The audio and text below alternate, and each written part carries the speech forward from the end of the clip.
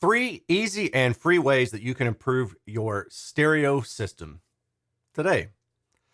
Hey y'all, this is Erin from Erin's Audio Corner, and I want to discuss a topic that I haven't really taken the time to discuss, and it's been 4 years.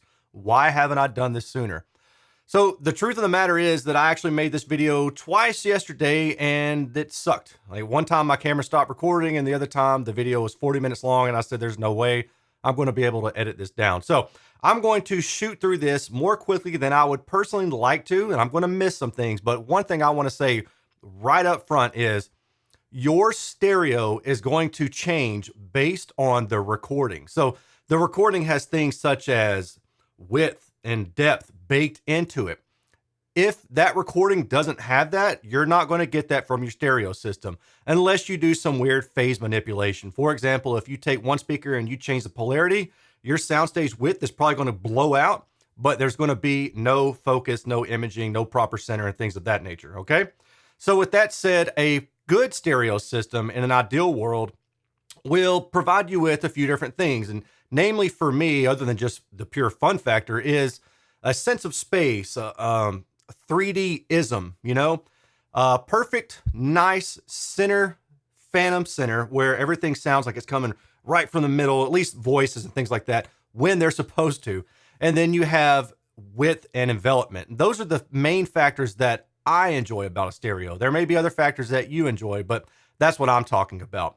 Now, the number one thing to get right about a stereo is to sit in the center and have the stereo angles be an equilateral triangle, which is what you see here in this graphic. Now, of course, you can put the speakers closer together if you want to, or you can spread them further apart if you want to. But when you do that, there are certain attributes about the stereo system that are going to fall apart. If they're too close together, then you don't really get the nice sense of envelopment. If they're too far apart, then your center becomes more and more diffuse. Using this kind of setup allows you to get the best of both worlds. Now, in an ideal world, you have an unlimited room size that you can play around with, and you don't have to worry about wall reflections and things of that nature. But I will say that some speakers are designed to have reinforcement from the boundaries. For example, you may have a speaker that has a different roll-off in the bass, or you may have a speaker that has a more shallow on-axis response, and it's expecting the reflections from the room to help bolster that in-room response and provide you with an overall better sound. But if you start off with setting your speakers up in this manner, that's a surefire way to get the most out of your stereo system. What if you have an asymmetrical room or you can't do this?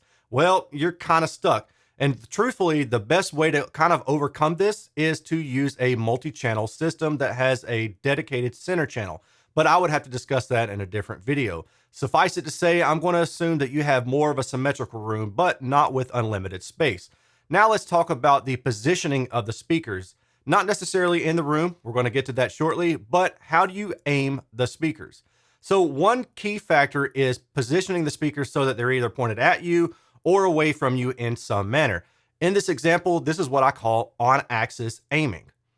Most manufacturers design their speakers to be pointed directly at the listener in this fashion, but some designers design their speakers to be placed in an off-axis position like you see here. Now, this is 30 degrees off-axis. You don't necessarily have to position your speakers at 30 degrees off-axis. You can do 15, 20, or whatever in between.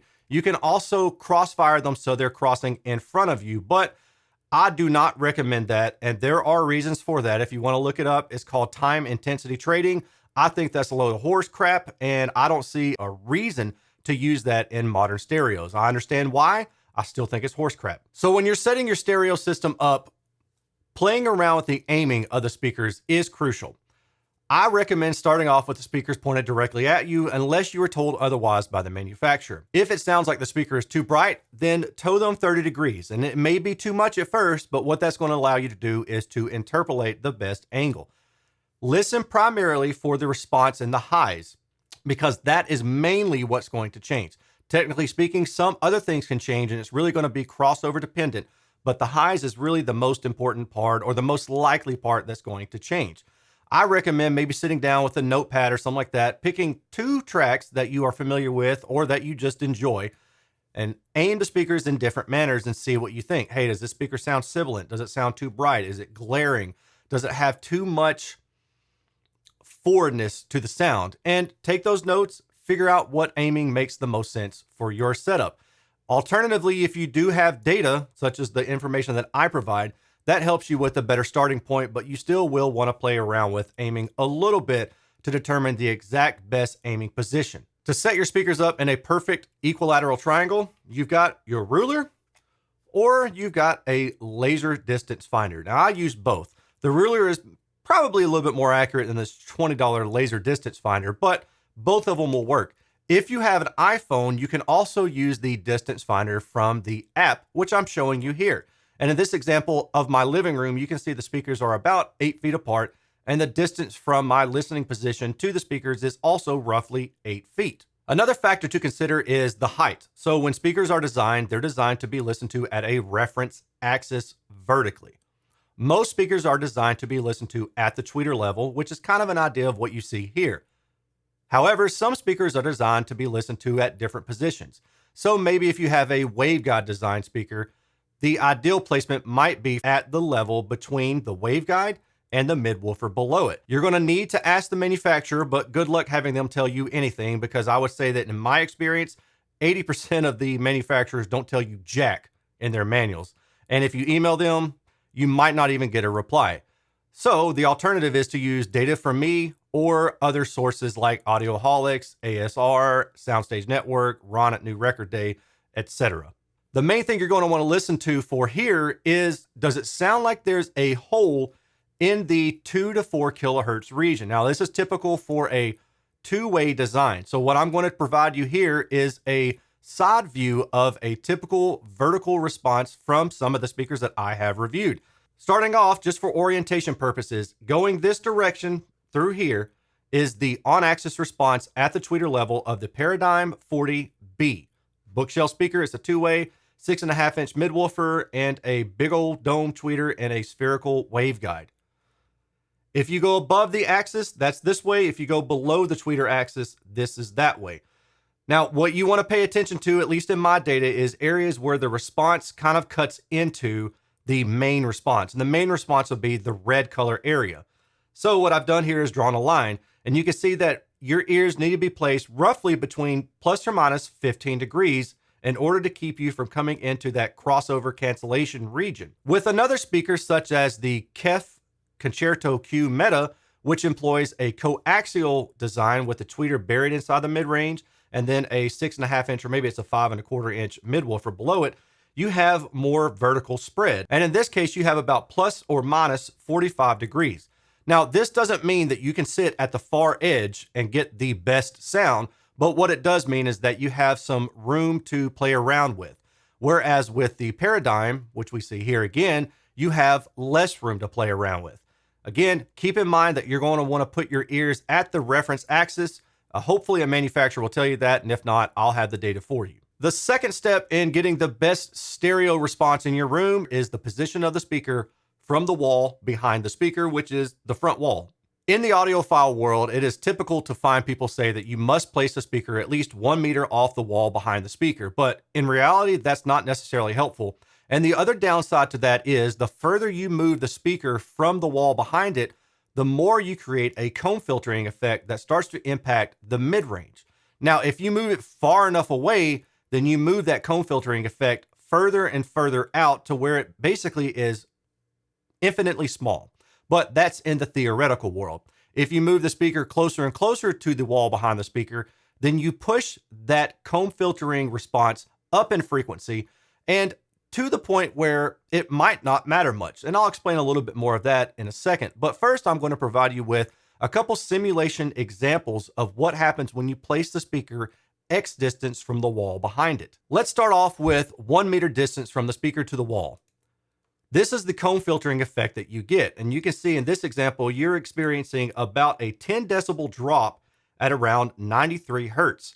Then you rebound and you come back here and in the mid-range at 280 hertz, again, 10 decibel drop. And then as higher you go in the frequency response, those peaks and dips start to get tighter and tighter together.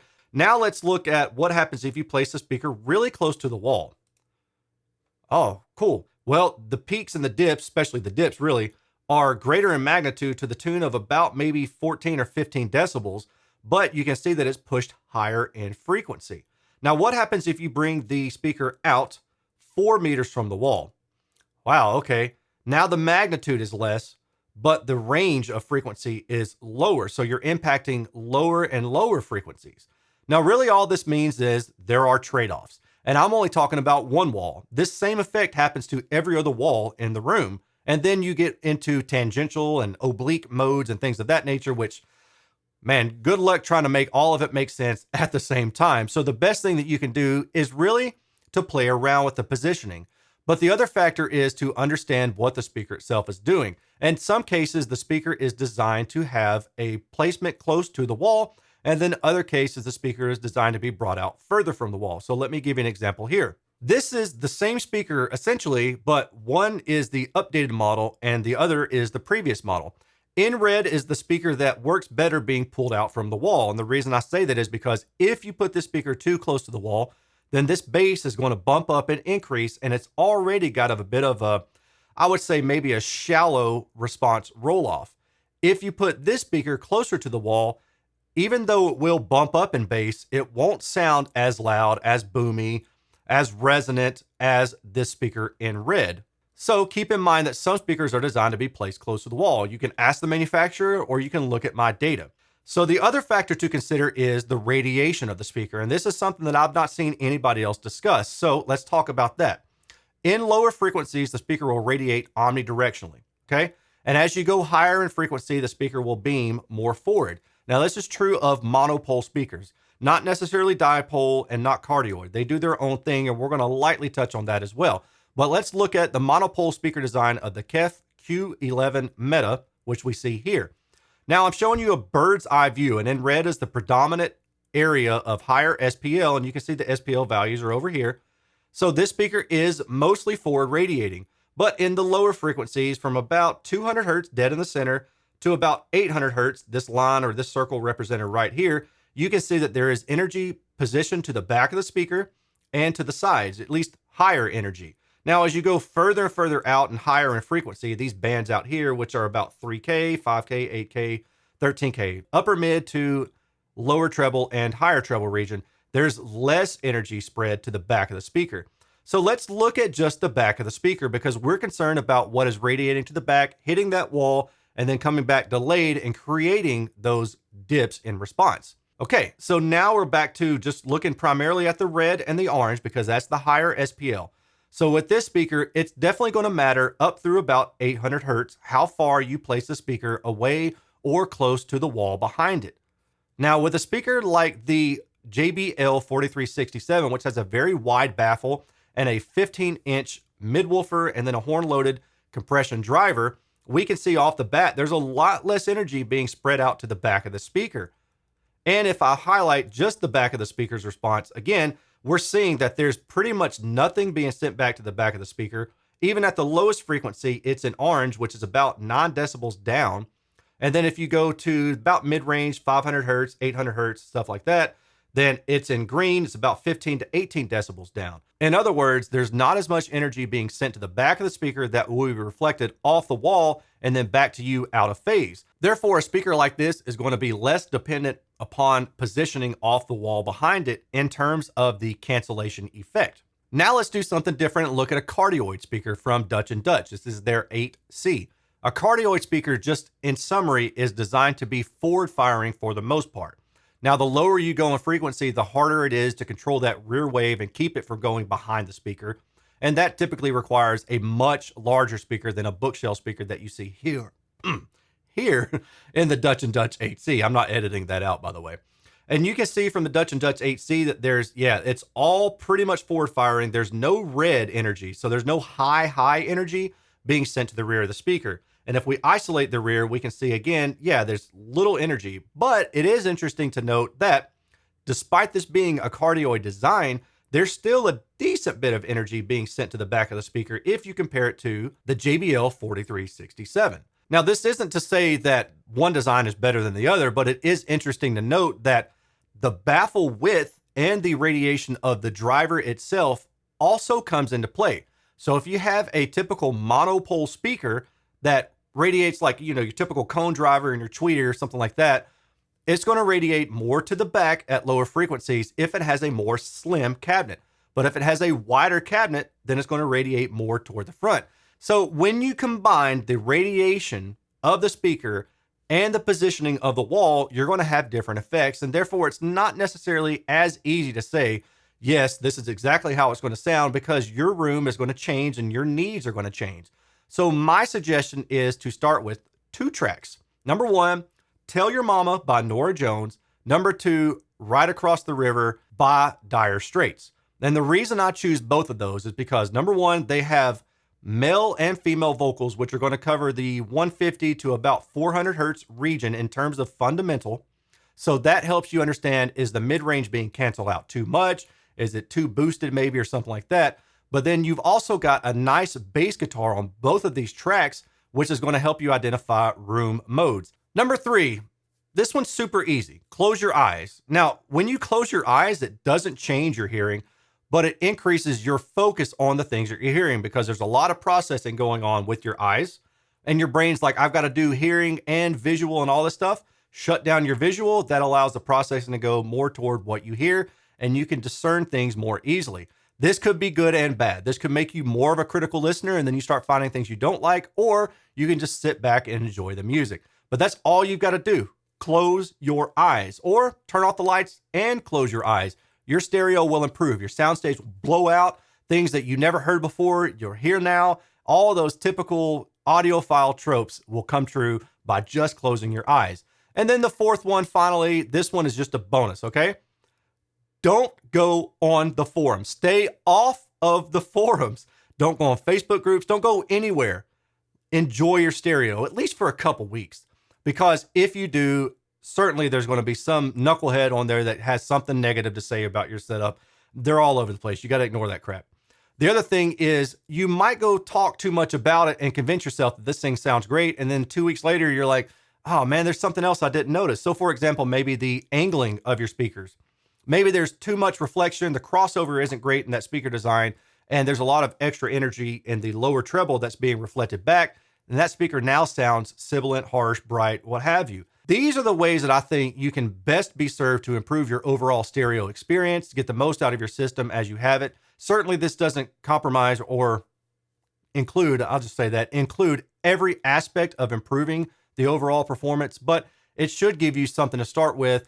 And the one thing that I think is very interesting is, again, the radiation pattern around the speaker relative to the positioning from the wall. So keep that in mind, because that's something that you're probably not going to hear anybody else talk about. I don't talk about it in a lot of my reviews, but I really wanted to cover it in this video. And hopefully this all makes sense. Hopefully this does allow you to improve your enjoyment. If you have any questions, comments, or concerns, you can ask in the comment section below.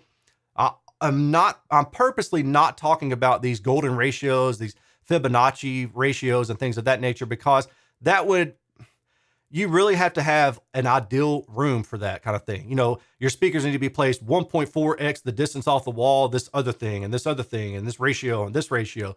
But you probably got a couch, you probably got chairs, you probably got kids' toys lying all over the room. You probably just don't have the means to set these speakers up in an ideal room. And if you do, you're probably not watching my channel, because you probably already have somebody taking care of this for you. Let's just be real. So I hope that this does help, and I will talk to you all later. Take care. Peace.